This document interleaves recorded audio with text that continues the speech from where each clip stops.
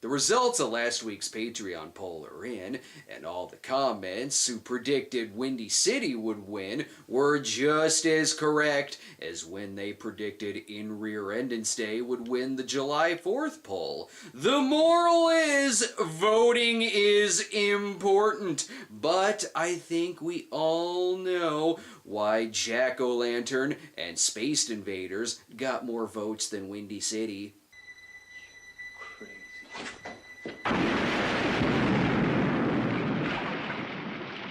It's because last time a forgotten melodrama was chosen, you killed Diane Wiest! Plus, I now have a reason to own this double feature DVD of Space Invaders and Kazam!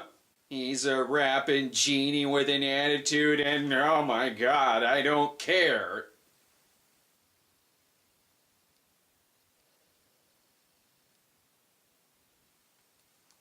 Ugh, enough of that. It's not like the Space Invaders tagline is any better.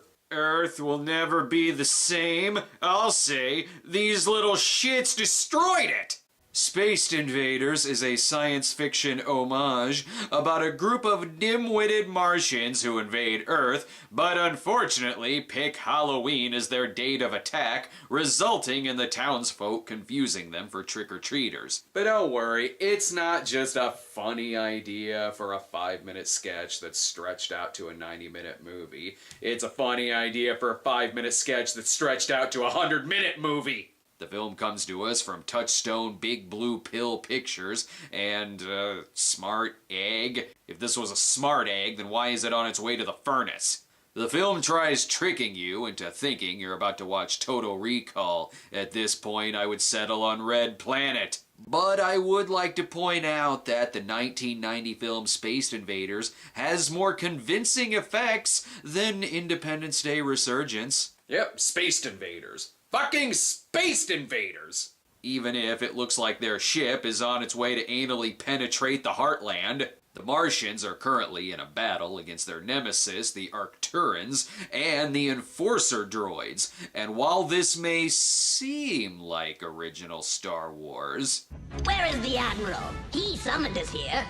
The Admiral's tour of duty has ended. And what of the Admiral himself? It has the dialogue and the voice work that sounds like a Star Wars prequel. But don't worry, if one annoys you too much, they might die. I'll not send my boys out to Arcturus with an enforcer drone breathing down my neck.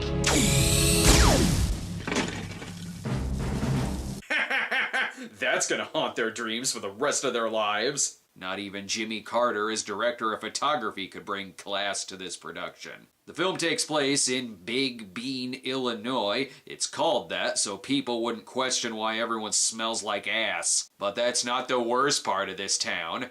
What seems to be the problem? Nothing these two barrels can't solve.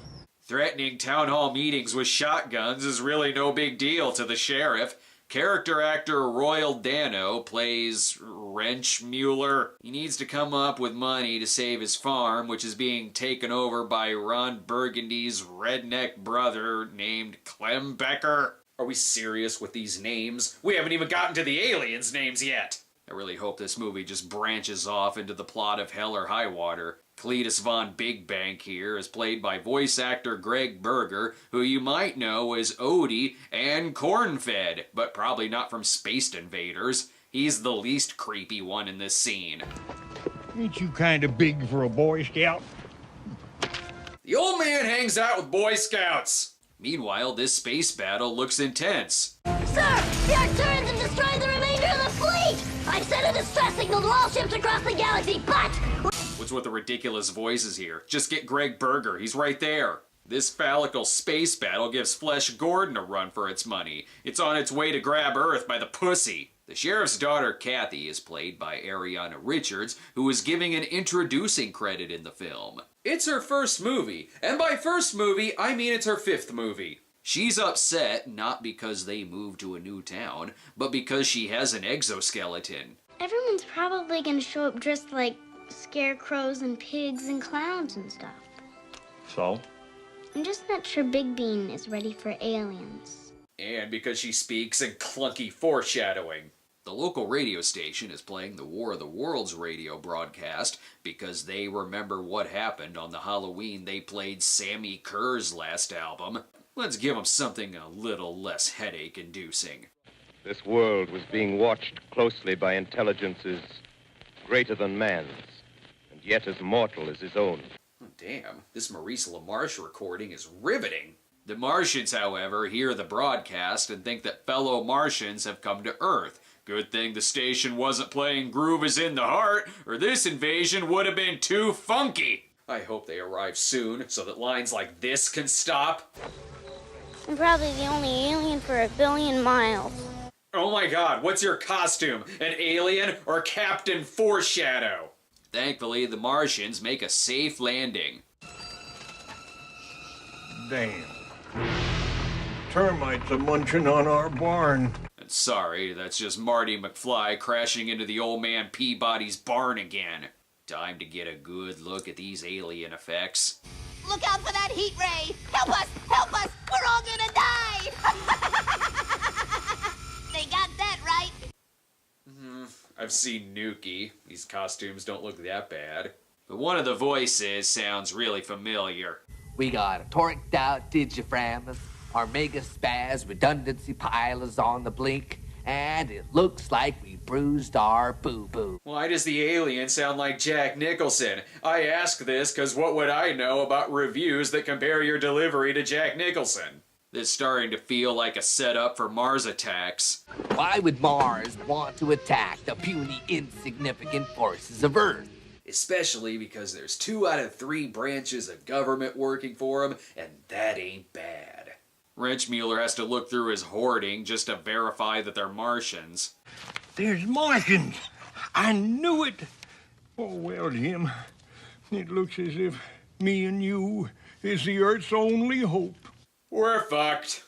These genius aliens are debating on what a country road is. Jesus Christ, are they ever gonna get to kidnapping Santa Claus? By the way, the aliens' names are Bipto, Gigglywig, Blasny, Pez, and Ziploc. I don't know which alien is which. They all look the same to me. Yeah, I said it. And I'm not sure if any of them have any semblance of a real plan. Really, you give these simple earthlings far too much credit. Except to get Ben Tramered as they cross the road. Too soon. Between the aliens and their shtick, and the awkward small talk between Kathy and her new duck friend. What are you supposed to be anyway? I'm a duck. I'm not sure this movie has a reason for being over 90 minutes.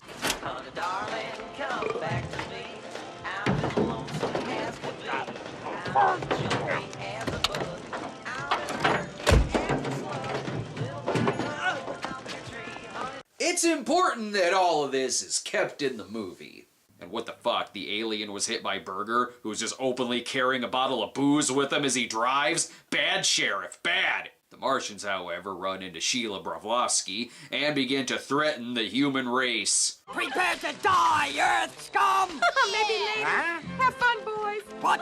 Hey, come back here! I'm talking to you! And that's pretty much the movie.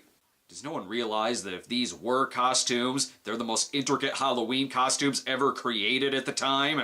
These dim-witted Martians aren't even smart enough to know that you really shouldn't get in a car with a random stranger, and why is she collecting children? Well, we have a full tank of gas and lots of empty bags. What shall we do? She's gonna cook all of them. I've seen her house of candy. Why the hell is this Zorro guy still in the movie?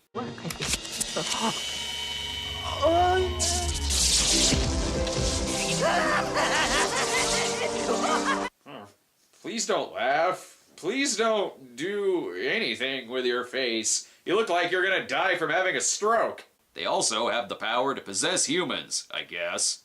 We must keep up the appearance of a normally functioning fuel dispensing depot while we act as undercover agents of Mars.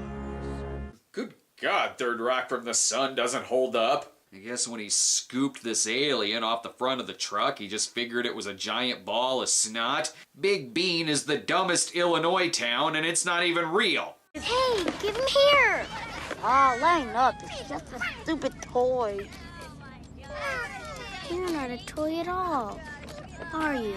And good job adding a cute robot to tug at my heartstrings. It's working, goddammit! Okay, so not only does this guy openly drink and drive, but look at what he gives the kids. Cigarettes! Okay, forget it.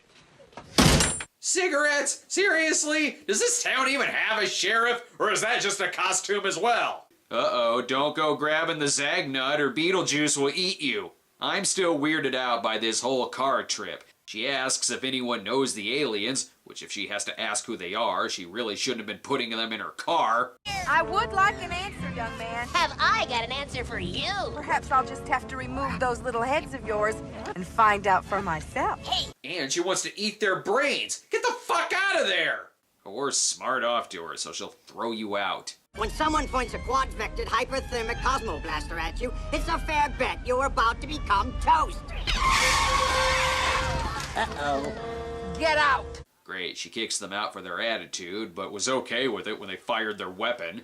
Naturally, the kids are our only hope against these invaders. This is the more realistic remake of Red Dawn. Though it feels like way more scenes could just end with someone saying, anyway.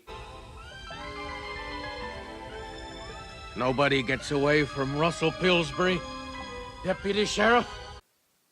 Anyway, get back to the Nicholson talk. Gee, officer, what seems to be the problem? Great, there goes my insurance. Maybe you better step back and get the big picture here. That's what more shock treatment would have done to McMurphy. The chief was right to suffocate him. But there is a surprising twist to all of this. This is Orson Welles, ladies and gentlemen. Out of character, to assure you that the War of the Worlds has no further significance than as the holiday offering it was intended to be. That wasn't Maurice LaMarche at all!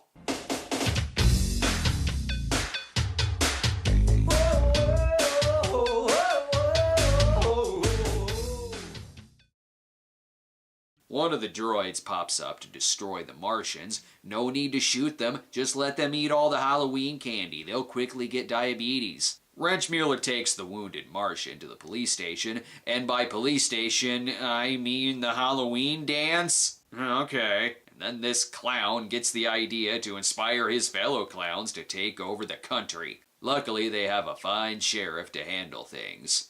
Look, I don't pretend to know everything that's going on here. That's why your citizens drink and drive, bring shotguns to town halls, and hand out cigarettes on Halloween. Why would they believe you about an alien invasion? Perhaps these people should check on their kids, if they even have any. I think there may only be about 5 kids in this town, some of which are the worst characters in the movie. Sarah Foxley! Sarah Foxley! Hold it, hey! Come back here!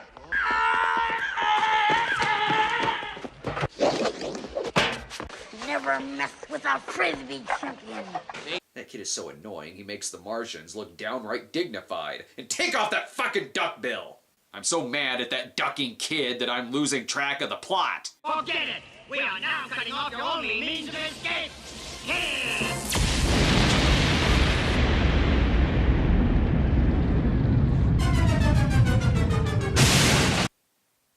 I don't know what is happening. I shouldn't be saying that in the middle of Spaced Invaders. So I might as well assume the aliens are going towards something else shaped like a dildo. Look, they're making their own penis head to attach to it. Anyway, after the movie accidentally sits on the remote and switches it to Halloween 4, we get back to the Martians and whoa, careful there, fellas. You know what happens when you turn on a throbbing silo too much. It comes on your face! Another big one! How many silo dicks have you pleasured? The duck is still in the movie for some reason as they try fixing the ship. Look, kid, you helped me out of a jam, so I'll level with you. I don't know anything about this invasion thing, but if you help me out here, I'll do my best to try and stop it. You better do what he says or he'll show you man trouble. Soon the Martians realize that War of the Worlds was only a recording when they confront the local DJ about the signal. Shame you missed the ending, though. That's the best part. How so? Our germs got him. Germs? Yeah. Spoiler alert! He's trying very hard to fix this ship. Just give it the blue pill from the beginning. That'll give it a jolt. Much like this stick of dynamite the farmer has. You stay there, and I'll be right back. Whew. Well, that'll teach him from ordering from Acme, I suppose. Just kidding. Wrenchmuller tries blowing up the ship, but is put into DVD fast forwarding. How is that going to help this ship take off?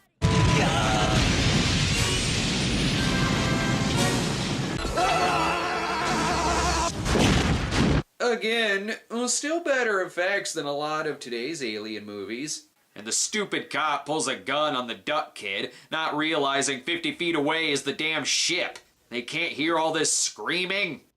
When I say whoa, I mean whoa! Jack Nicholson does a fine Yosemite Sam. Probably because there's so much dynamite in this movie. Jeez, how are the other aliens gonna find this ship? Alright, let's boogie. Easy enough, and yet the sheriff still can't find this fucking thing. It's been about 5 minutes, and not only has the dynamite not gone off, but just putting it in a random hole takes care of it. Should have saved it for the lynch mob. What the hell is that thing? Who cares? Just shoot it! It's really sad that our motto hasn't changed since 1990. There certainly is a lot stacked up against these Martians. They have strategic air commands, nuclear-powered submarines, and John Wayne. Actually, John Wayne passed away years ago. We just have Patrick Wayne now. You might have a chance. That is, if you don't care about bad karma. If you let your friends blow up the Earth, I'll never speak to you again. I kind of think that problem will take care of itself. The aliens threaten the rednecks with blowing up the Earth. Now none of them will ever speak to each other again. Let's let him have it. Give me that. Prepare to die, Earth scum. Well, we all survived when Fat Grandma blew up the Earth. I'm sure we can survive these aliens as well. Prepare to die, Earth scum. Prepare to die, Earth scum. I'm gonna make sure they carve that on your tombstone. Or at least play that line from every TV and theatrical trailer of the movie. Trust me, I remember. But despite wanting to blow up the planet, the kids still like them. But Dad, they're not really bad. They're just stupid. I'm pretty sure they're still bad. A person who tries murdering someone else is still bad, regardless if he's too stupid to load his weapon. And I think this household should know a little something about stupid.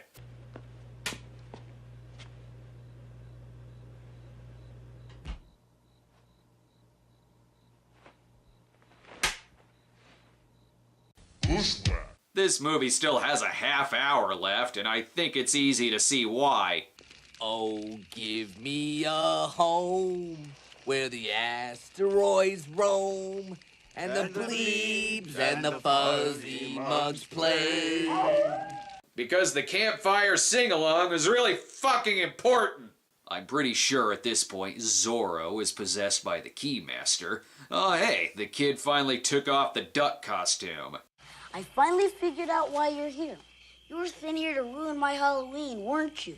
And he's still annoying. So there's a reason why they can't just leave. I'm sure if I listened closely, I could understand why. The hyperfusion feedback governor back on the ship just had a meltdown. The ship's hyperdrive will implode, creating an ever-expanding hole in the space-time continuum. I wonder if there's a Christian Slater alien. Ooh, Royal finally figured out the truth about Charlie. Laser eyes. Speaking of eyes, the actors playing the Martians had next to zero visibility out of these costumes, which could possibly explain why they just stand there most of the time. They create a diversion for the townsfolk, though I think putting up a TV and showing Monday Night Football would have been enough for them. Good thing Wrenchmuller is here to help them. Say, can you tip that contraption up on its butt? Please tell me you're talking about the ship, which is most certainly not shaped like an ass. Damn, this distraction is getting a little out of control. The Farmzoid is impervious! All right, that's it! Mom's gonna hear about this! And they said Goodfellas was the best film of 1990. But I am glad this plot is resolved. He can never drink and drive again. But who keeps giving Wrenchmuller dynamite? It's guaranteed to remove stumps. Seriously, stop giving him dynamite. If I take my glasses off, it's not so much like I'm watching the Ninja Turtles, but a Turley Gang movie, where they have the powers of mind control. I am so proud of you, son. And so, you are no longer my robot slave. Live and be free! Well, that was nice of him. He freed his slaves. Just when you think they're about to leave and it'll all be over, the damn droid shows up again. The gravitic hyperfusion Vito Cuisinart will blow up, and then the Earth will implode, and that'll throw Mars out of orbit, and it'll go crashing into the sun. Very well. Uh-oh, SpaghettiOs! Good job, kid. Your rambling got us all killed. So they have to get out of there within minutes, among other things. I'm animal. You're polypropylene. And besides, they really need you. I don't think the romance between the girl and the robot is gonna work out. Where the hell did that come from? But when the droid says he's gonna finish off the Martians once they reach orbit, Wrenchmuller has an ace up his sleeve, or dynamite, rather. I would like to present you with an award as a token of our appreciation. The Tri-Nitro-Toluene Award. It's better than a Golden Globe. Now that blows up the droids and the Martians leave them with something they could get at a party store, we soon find out that yes, these Martians do have assholes. Seriously, the reason they're able to lighten the load on the ship is by flushing their toilet, sprinkling what I assume is alien shit all over the town. It's still not over yet. Klembecker still wants Wrenchmuller's land. I forgot that was even a plot point. It feels like it happened 18 hours ago. But when they find out he's growing alien shit, the deal is off. So great, you live on a shit farm now. The end.